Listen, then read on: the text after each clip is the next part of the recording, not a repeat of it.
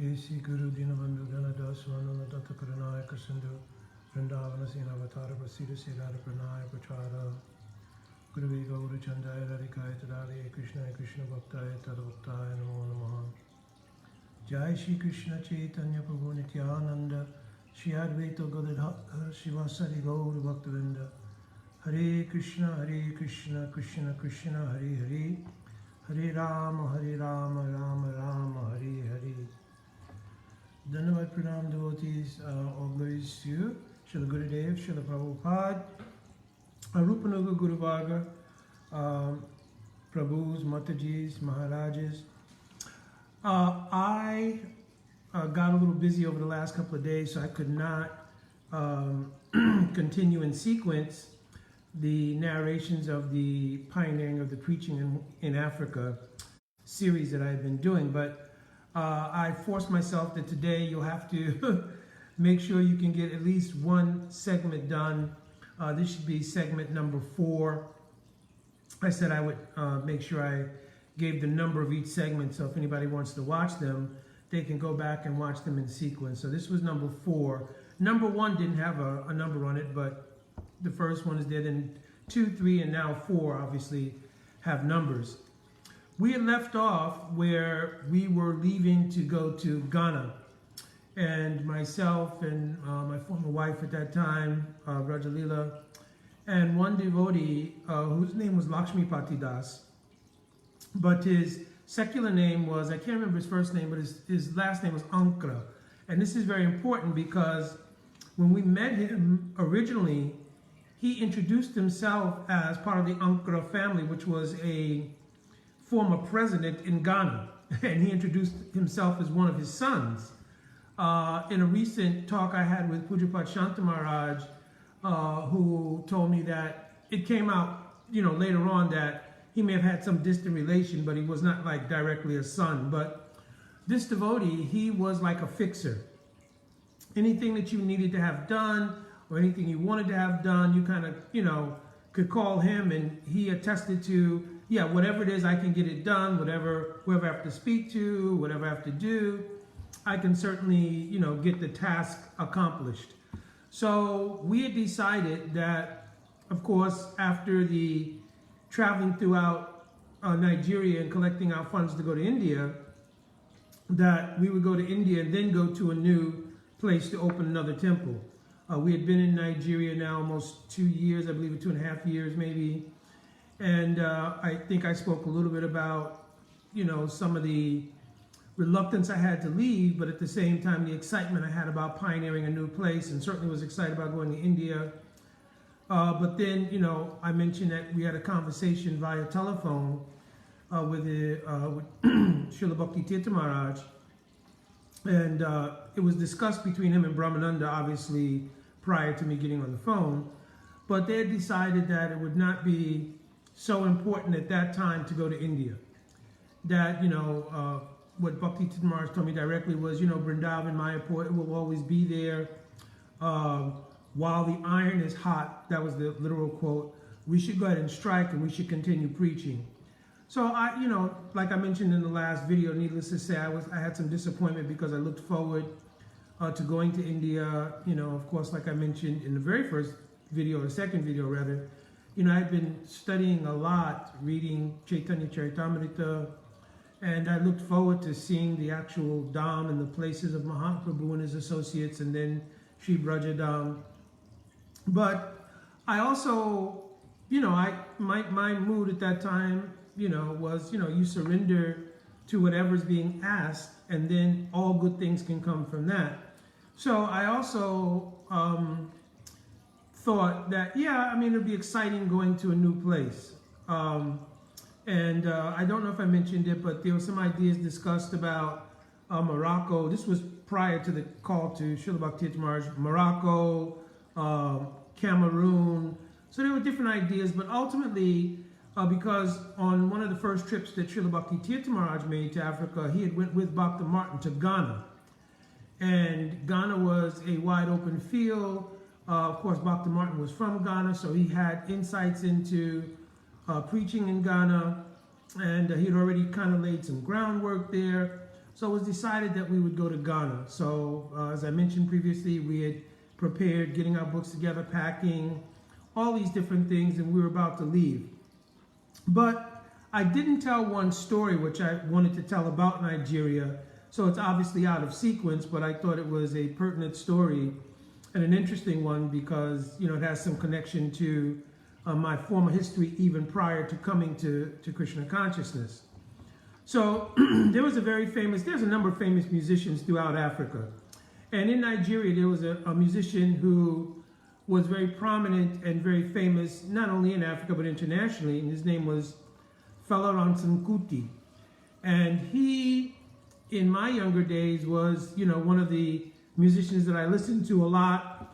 And in my circle of friends at the time, we also listened to Fela's music for a number of reasons. One was because the music obviously was, you know, very good. But the other thing was he was very much a social justice warrior of his time.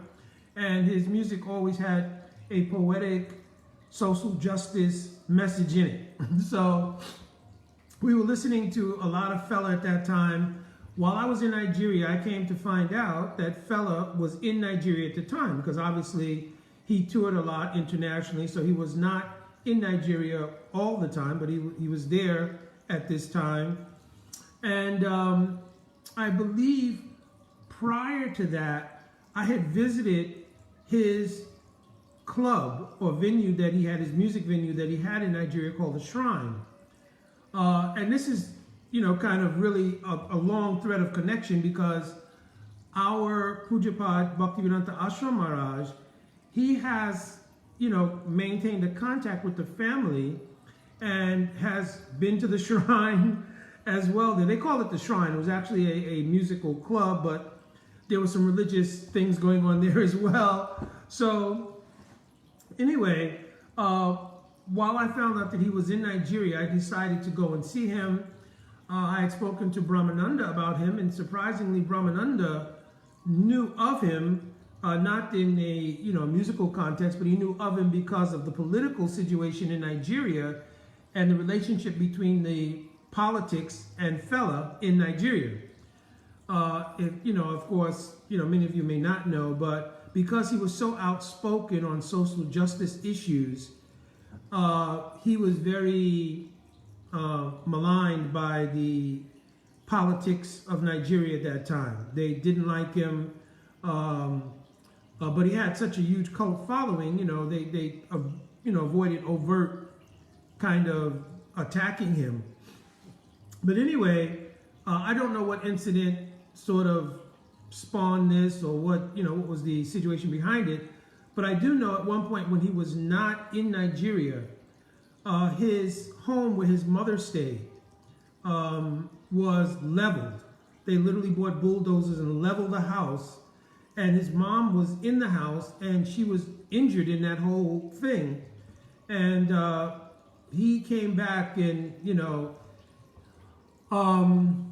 he was very much in a mood of protest and so forth. So he got another house.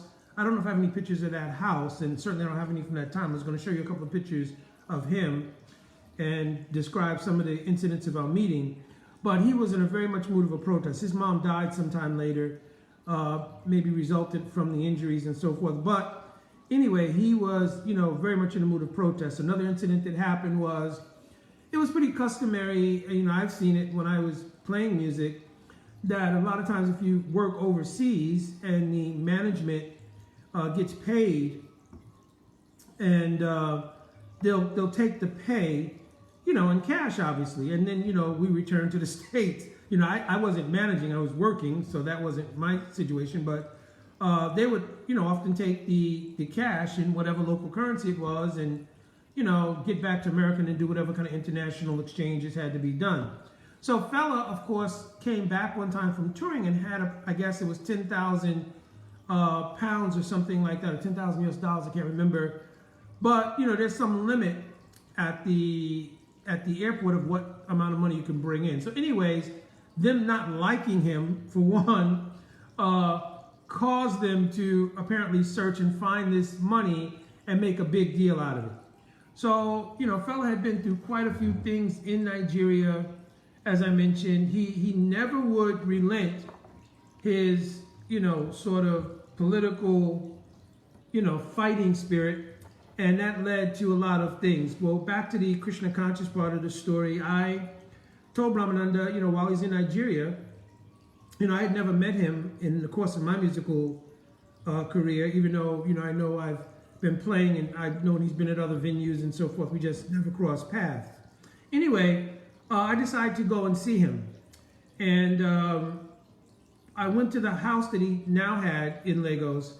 And I'm just going to show you a picture. This was, I don't know if you can see this very well, and it's probably making a pretty bad reflection on this, the two, I got it on an iPad here. But that fella sitting with his saxophone, and often whenever he would have visitors and so forth, he would come out with his, again, wives. I've often emphasized that because many people I met there, they had, there was polygamous relationships. So this is a picture of a fellow along with his wives and everything. And when I went to see him, some of them also came out. Now, another thing he often did at that time, and this is another picture, was that in protest, he, was living in a very humble condition. Even though he had money and everything, he lived in a very humble condition. And as you could see, he's not dressed fully. So the day that I went to see him in Nigeria, I came in, I can't remember if I was with someone, maybe it might have been Dr. Martin, I can't even remember, I'll have to check with him. But anyway, we waited for him to come out, and he eventually came out, and dressed as you see in that picture with his saxophone, which is something which I guess was a habit. So he came out, he sat down, he was playing as he came out actually. So I guess he was practicing or whatever he was doing. Then he came out, finished up kind of whatever I guess he was working on, and he sat down, and his wives also came out and surrounded him. And so he asked me, how can I help you and so forth and so on. So, I first told him that I was a musician and that I was, and then he interrupted. I told him I was a musician. He said, "Oh, did you come to Nigeria to play?" And he started telling me about the shrine. I told him I went and visited it, while he was not there. And he said, do you still play? And, so forth. So I was telling him, well, no, because obviously at that time I was not actively playing and I didn't want to get involved in playing again right at that moment. So anyway, I told him, no, but I explained, who I played with in America and so forth. And he knew many of those people and so forth. He was a very serious musician, by the way. I mean, very accomplished and schooled and everything else. So anyway, he asked, how he could help. Again, I told him that we had like a temple here. And before I could finish, he said he was familiar with it. He knew about the Krishnas and so forth and so on. And he asked again, how can I help? So his question was, how can I help? Wasn't so much a general, how can I help? But he was asking literally how he could help. So I mentioned, we had a temple here. We distribute books. I got some of the books and gave them to him and, said that we'd like to develop our temple and so forth and so on. So he had one of the wives go and they bought back some naira, a nice amount actually, a very nice donation. And we continued talking for a little while. And we branched off into talking a little bit about the Yoruba tradition because at his shrine, I mentioned that I saw the shrine that he had there of some of the African deities and so forth and so on. I told him about my past experience involved in the culture and how, obviously in America, it had come through the slave trade and, it had morphed kind of in Cuba. Not really morphed, but what traditions were held onto in Cuba were translated into, the New World, into the diaspora, into Brazil, into Cuba, and then into America, and so forth. So we talked a little bit about that. And we talked, quite a bit about the philosophy of Krishna consciousness and how it was same but different and so forth and so on. And so, I realized he probably had a pretty busy schedule, so I didn't want to really bother him. But, he kept kind of talking and I kept kind of talking. So I found myself there for quite some time. One of his wives then, gave some indication that, she spoke to him, well, you got some things you got to do and so forth and so on. So we kind of ended everything, and, he said he was happy to meet me, and, I likewise, obviously, and, I didn't do any starstruck sort of thing, but, likewise, and, very much appreciated the donation he gave and told him that, our whole mission, wanted to thank him for doing that and helping us getting established in Nigeria was a big thing. This was the first major place in West Africa that we had come, and so, it was very much appreciated. So I didn't tell that story in the course of the Nigeria section, so that's why I went back and sort of out of sequence put that in. So now, let's pick up in sequence where we are. We are about to leave to go to Ghana, and we have everything ready, and we're taking off that day. And there's one devotee whom I mentioned named Chandrasekhar, and he told me a lot about a place where I could see the traditional religious drumming in Nigeria. It's called Bata drumming, and he told me in Badagry, not far from there, there's a beautiful beach and everything, and then there's also a place you could see this. So I thought, in the course of our trip, we'll make a stop or two, obviously, because it's a pretty long trip. I can't remember the duration. I'll kind of look that up, but from Nigeria all the way into Accra, quite a drive. So so we'll stop there and take some prasadam, which I mentioned. We had packed a nice amount of prasadam. All the devotees had cooked some different things, so we had quite a bit of prasadam to take with us on this trip. So, anyways, we boarded up everything. Brahmananda, had given his blessings, and Brahmananda kind of gave me a big hug, because of what we had done there in Nigeria to that point, and now we were going off to try to establish another place. Dr. Martin had already gone ahead. He was already there in Ghana. And so he is really, a great part of the foundation of what happened, both in Nigeria and in Ghana. How much credit is actually due to him in so many levels, and how much of a bedrock he was in the whole African preaching, is yet to be told. I constantly try to bring it up and reiterate it. But, that it's very... prominent thing that he did. So anyways, we loaded up our van, everything, we headed out, and as I mentioned, we were given Naira, and I held on to the Naira that we had, and I would give out an proportionate amount each stop to Lakshmipati Prabhu, because as I mentioned, as we crossed each border, there was a whole thing about what's called dashing. Dashing is like a tip or a bribe, for lack of a better word, that we would need to do to, go ahead and make sure that we were coming through, passports, everything was good. We wouldn't have to have the van searched and go through a big thing. We could just keep moving. So Lakshmipati was the point person on all of that. We just give him some Naira, and he would jump down, run to the, border patrol people, and kind of talk to them and give them a book or two, give them a couple of Naira, and pretty much we were smooth sailing all the way through. But before we hit the border between Benin and Nigeria, we stopped in Badagry, and we spent some time on the beach, had a little picnic, and then I went to see this traditional religious drumming called Bata drumming. It wasn't necessarily a ceremony or anything. They just, in the place, they just came out and did a demonstration.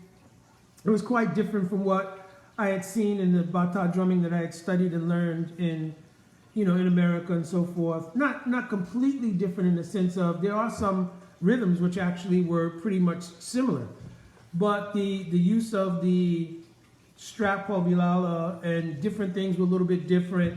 They also had talking drums as part of the ensemble, which you didn't really see in the Lukumi or Santeria versions of playing Bata. So just very interesting things. And as I mentioned before, it was almost like Krishna fulfilled so many desires. For one, to get me engaged in the process of bhakti in some significant way of seva to Mahaprabhu and Srila Prabhupada's movement and our Guru Varga's movement. And at the same time, many of the wishes to see many of the secular things that I had been involved in my previous life, to see them firsthand in their place of origin was also a big thing for me. So we went ahead and we got into Benin, and it was the first kind of little bit of trouble we encountered, because Whereas we crossed and gave the guard something on the Nigerian side, when we came into Benin, the guards still wanted to look through the van. And so Lakshmipati is kind of going back and forth with this discussion with them. No need, and this and that. We don't have anything in the van.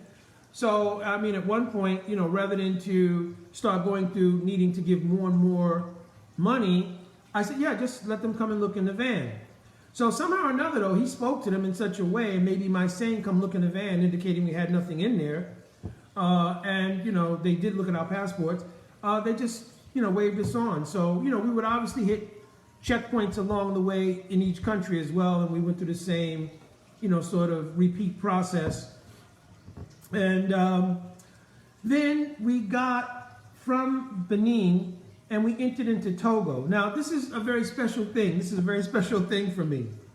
When we entered into Togo, and I don't know if it looks the same today, but when we came across the border there and into Togo, we went through our normal processes I've been talking about. Then we started driving along the ocean.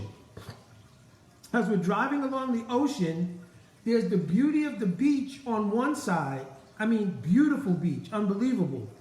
And on the other side is like architecture that was from the age of the, Timbuktu Empire in Africa. I mean, it was these beautiful, sort of adobe walls maybe with drawings and the architecture of Islamic architecture and so the old kingdom architecture. So it was beautiful. So we drove along, and I know it's vastly different today because I'm sure they have commercialized that stretch of highway there right on the beach. But at that time, it was extremely beautiful. And I marked in my mind, I'm definitely coming back to this place, bring some books, do some preaching, but just wanted to see this place in more detail than I was seeing it. So we stopped again in Lomé and actually went into Lomé a little bit, which is Togo. That's the city we were in. And went to the market and got some fruits and stuff. We still had prasad, so we weren't really going for shopping for any kind of boga. We just wanted to see Lomé. So we got some fruits and things, came back, got on that highway again. And I remember marking in my mind, yes, I'm definitely going to come back here. I plan to go to this beach. I have, all kinds of plans going through the mind. So that'll come later on in the narration. But we didn't cross the border into Ghana. So I was really, really happy. One of the things, though, when we crossed the border into Ghana, the road got really rough in that particular section. So Aflao maybe is the name of that area. I can't remember. But anyway, the road there was really, really rough. That much I remember. We got our passport stamped and everything, and we're headed on the road towards Accra. So by the time we reached Accra, it was late evening. And I think somehow or another we had met up with Dr. Martin, if I'm correct. Unless we saw him that next day. But either way, that night when we got in, we had kind of finished our prasad. And so we had driven many hours at this point without having taken anything. So when we got there, we were actually pretty hungry. So it was a little bit late. I don't want to say super late, maybe 8 o'clock or something. So, we didn't think of going to any markets or anything like that. So we were thinking, okay, we may just have to, just tolerate till the next day. We didn't even have a place to stay at that point. So that was going to be another thing we had to work out. So while we were contemplating that, Lakshmipati mentioned, or Dr. Martin, if he was there, that there's an Indian restaurant there owned by somebody who had been cultivated previously. And we could go and both talk to him about a place to stay and taking something to eat. So we went to his restaurant. It was called the Maharaj, literally. So we went there, and I was a little reticent because both myself and Brother Lila, we hadn't eaten in restaurants. That wasn't a thing we did in Nigeria, So there was a little reticence. Okay, well, we're going to eat in here or not. But the gentleman came out and, spoke to us, Hare Krishna, so forth, so on. And so everything considered, we said, okay, we'll take something here. That way we'll, have taken something for the night. And then we, could inquire about him, where we could stay and all of that. So anyways, we took we took our meal there. He made some special arrangements for the cooking because obviously we can't eat any onions, garlic, anything like that. So, and it was a vegetarian restaurant, if I remember correctly. I believe, yeah, it absolutely was. But while we were in the restaurant, another musical thing happened.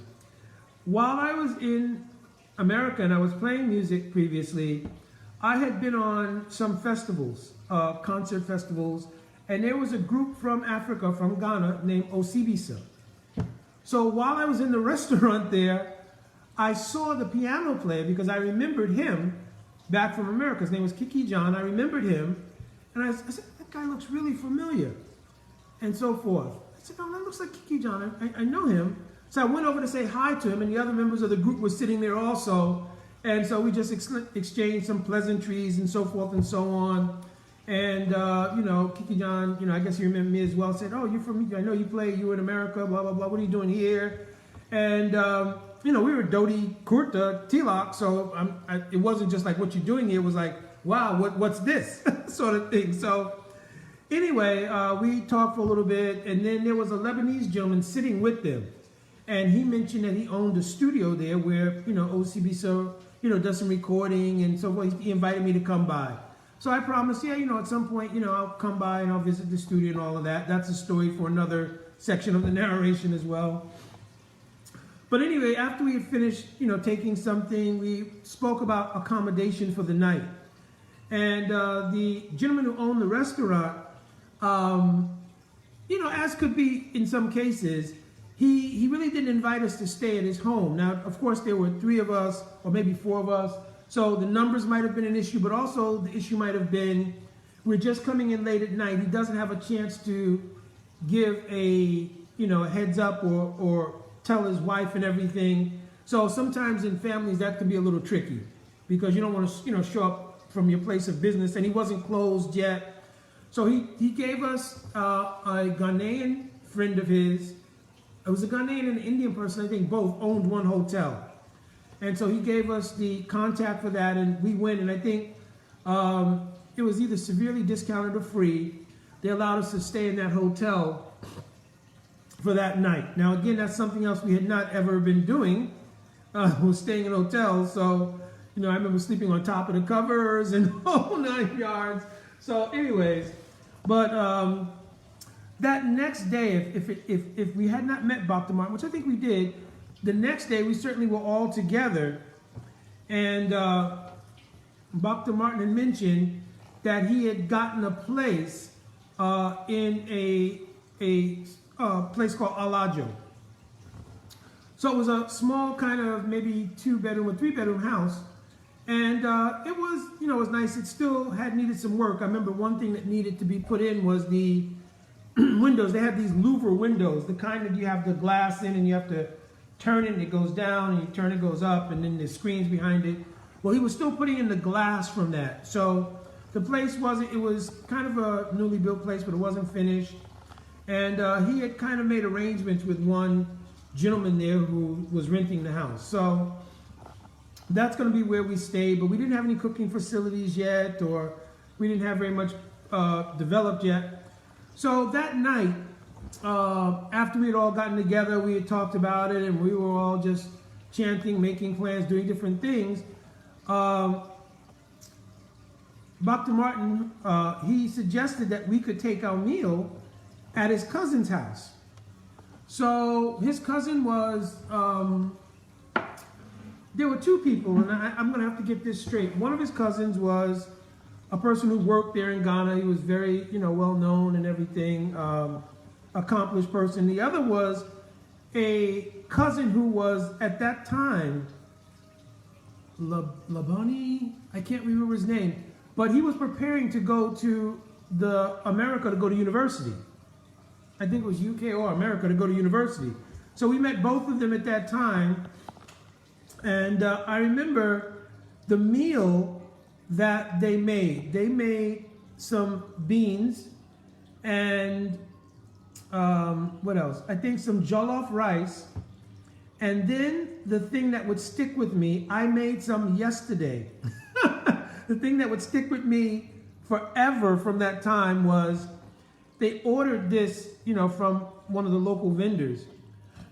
It is plantain, ripe plantain. It's fried, but before they fry the plantain, they take it and they mix it in a mixture of ginger, chilies, just ginger and chili, salt and pepper, and they fry it. It's called Killy Willy. That's what they call it. And it was the taste of it was so amazing. So amazing. I just was like, oh, this is the best thing since ever. So that meal was just outstanding. And I was like, wow. So for me, it was I immediately got a sense that prasadam in Ghana was going to be a lot different than what I had, dealt with in Nigeria. Of course, once we got the temple and everything going in Nigeria, we were, everything was pretty amazing as well, because we were going to markets, doing our own cooking. And by that time, like I said, Bhuta Bhavan had come, Srinath, Premavati Didi. So there was, devotees there, my former wife. And so cooking then was different. And we taught, local devotees how to cook. And so, prasadam started to really come up from just when it was me, Brahmananda, and so forth. So one of the best cooks was Bhakta Martin. He gave all the ingredients and stuff.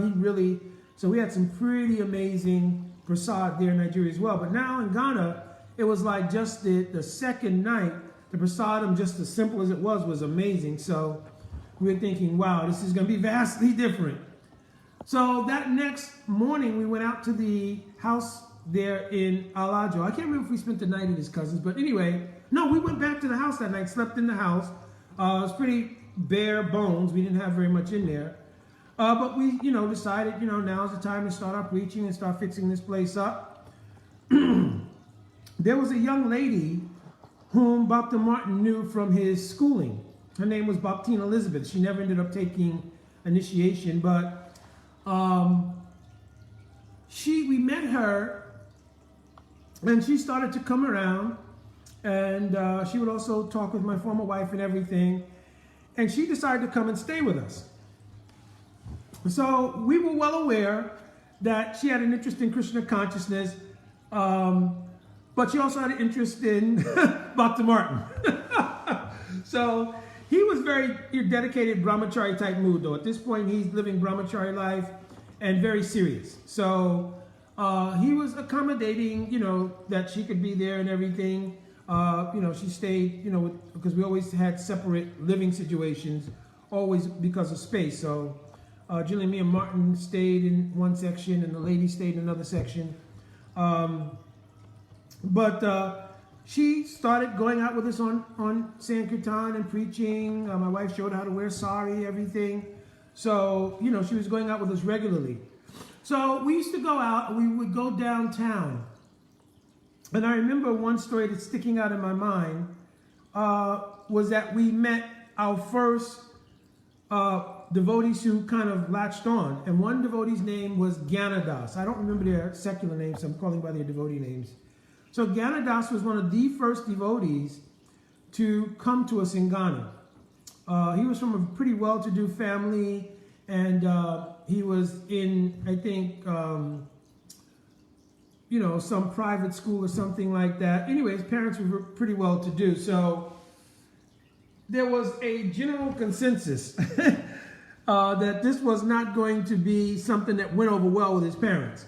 So I remember him coming and going back and forth to the house in Alajo, going out with us on different things, but not really being able to fully move in and everything because his parents weren't having it, right? And I don't even know if he, in earnest, had really spoken to his parents so much about it, but obviously, he had the books, he had everything, so, and I do remember, and this is something maybe Dr. Martin, if he ever chimes in on one of these, could actually explain, because I think he went to speak to his parents at one point to try to explain more about Krishna consciousness and everything else.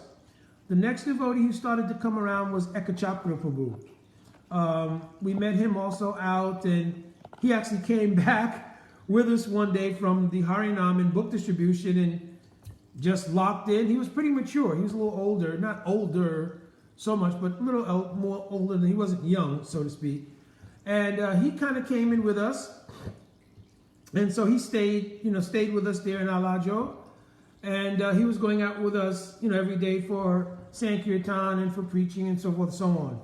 Now, one of the things that happened there was that I remember we had buttons on our bead bags, like buttons of Srila Prabhupada, like that. And I remember we were downtown and we were doing book distribution.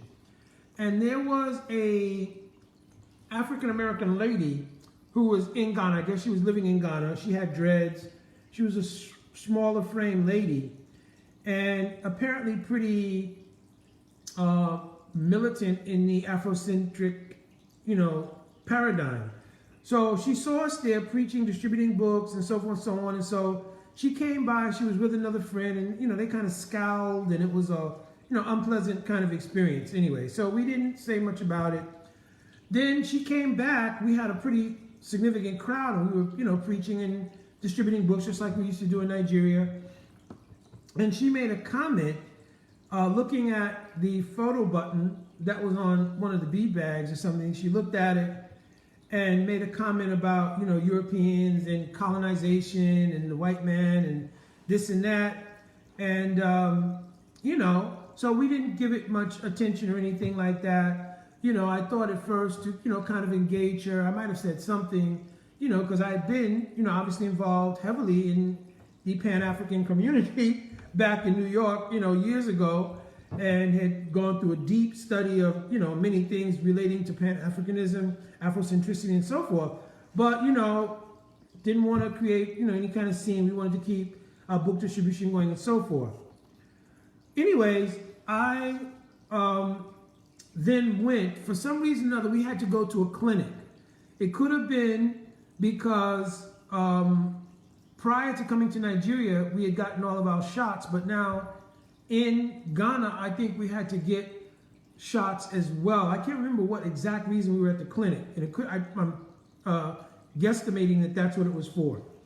But anyway, while we're in the clinic, sitting there, this lady comes in, and she's like kind of being carried in, and it's like, I don't know what had happened, but all indications was like it was like a stroke or something.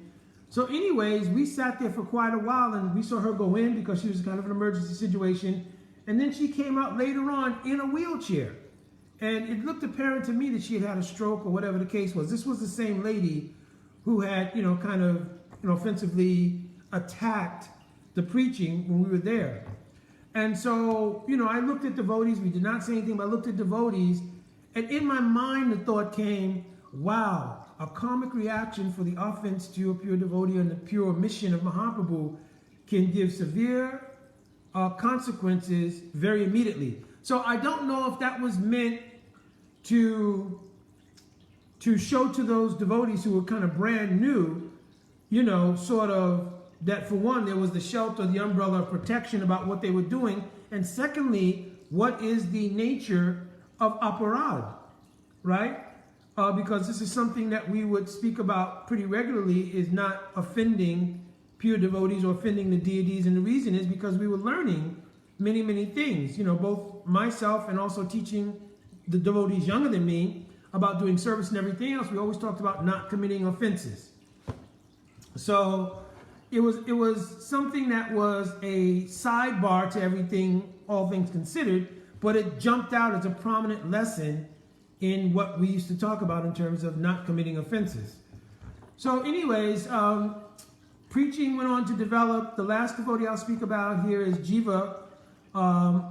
He came also, and he was a university student, and he had come from a Buddhist background or something. So he was pretty steeped in kind of Buddhism and other kinds of impersonal thought. He was extremely well read in all these things. So it was always exciting when we met people like that. And we met a lot of people like that who were deeply involved in some esoteric path or another.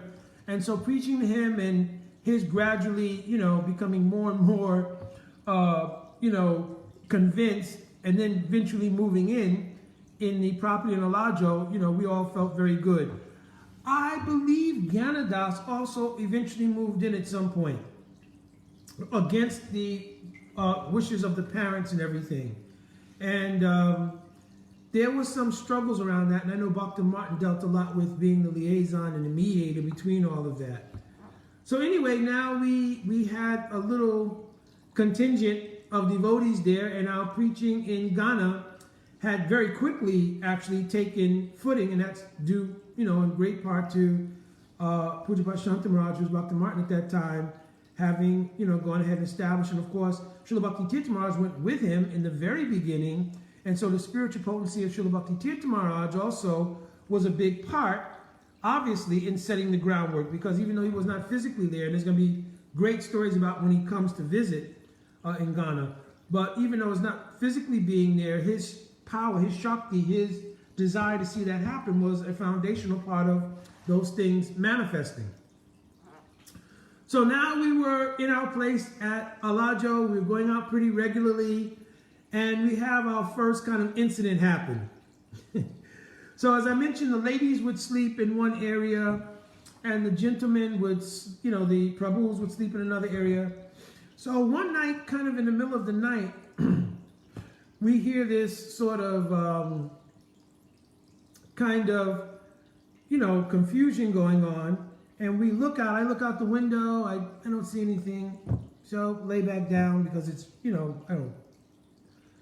very early morning or something like that. Again, we hear something, and then I get up and I look and I see the van kind of jostling back and forth. So then I realized somebody was in the van.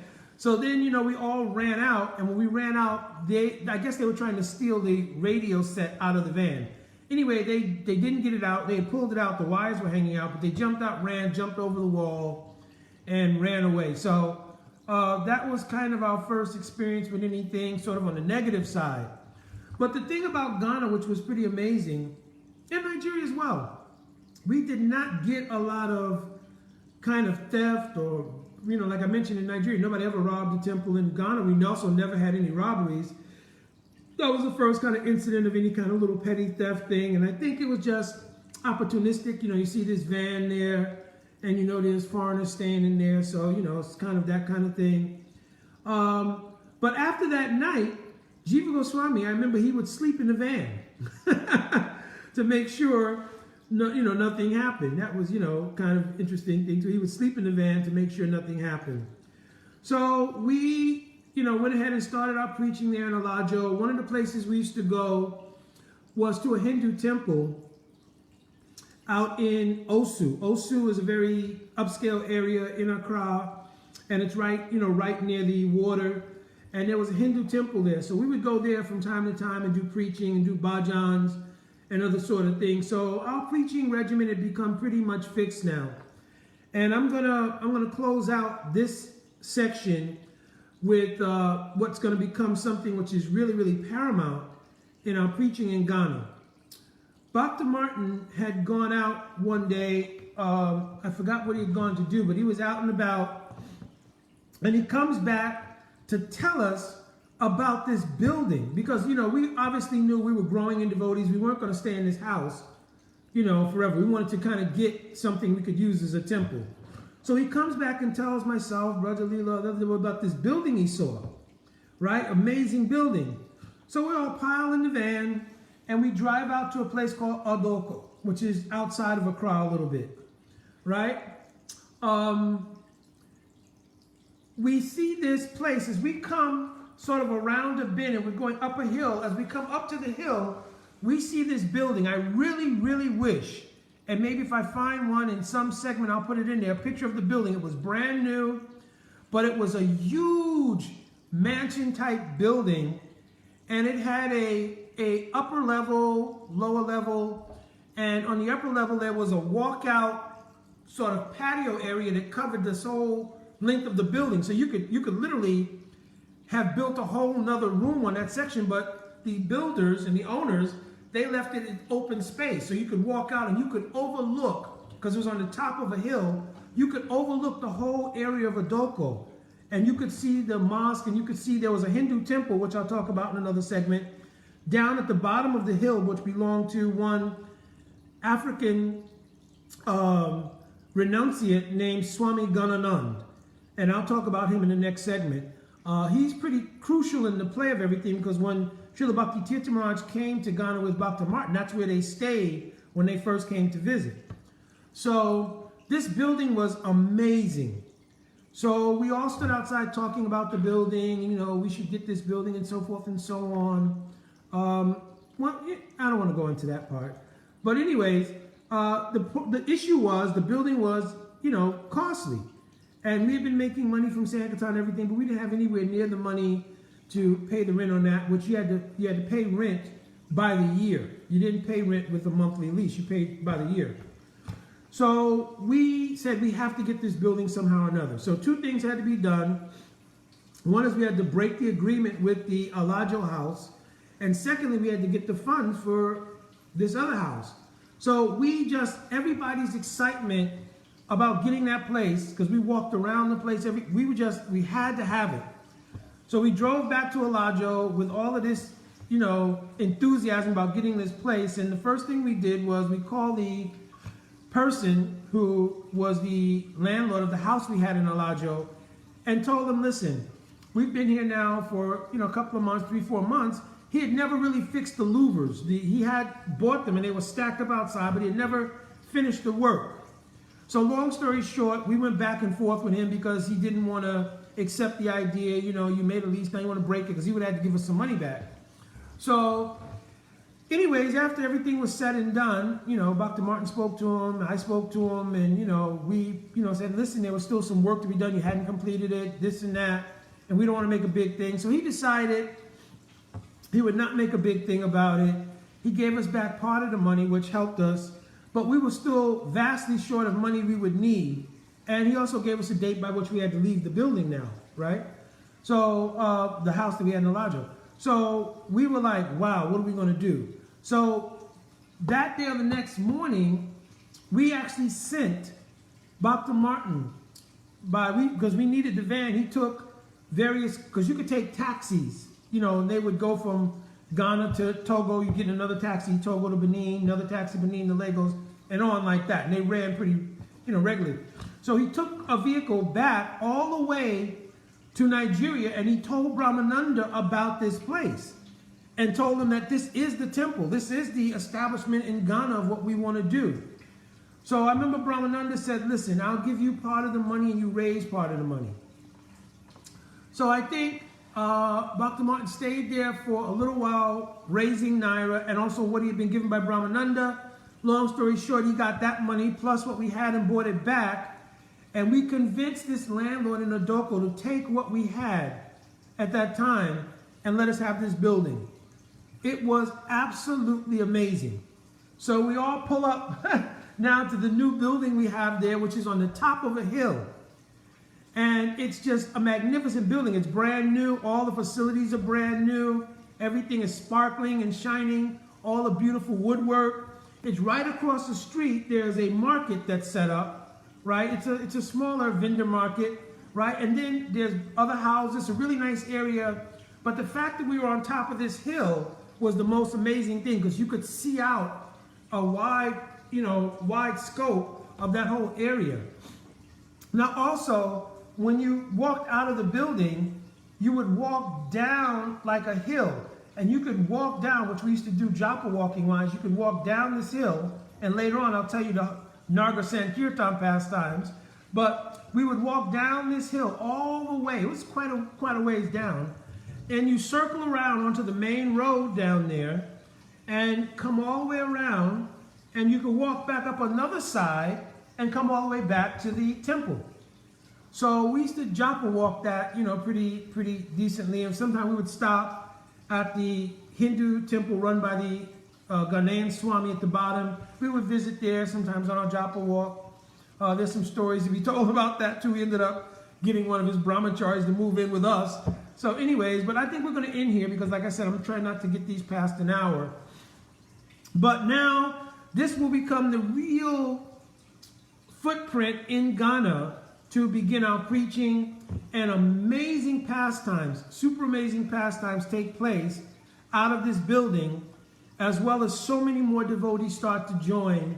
And so we'll pick up in section 5, the next section, beginning actually the pastimes of the preaching in Ghana from this building, which will become the building that stays there up until I leave, I know, and then it's some years later, in another section, they actually build an actual Vedic temple, which exists there now in Ghana. I'll show some pictures of that in the next section. So, Dandavat Pranam, all glories to Shri Guru Gauranga, all glories to the lotus feet, Srila Gurudev, Srila Prabhupada, Guru Parampara, all glories to the lotus feet of the Vaishnavas and Vaishnavis. Dandavat Pranam, Jai Radhe Radhe.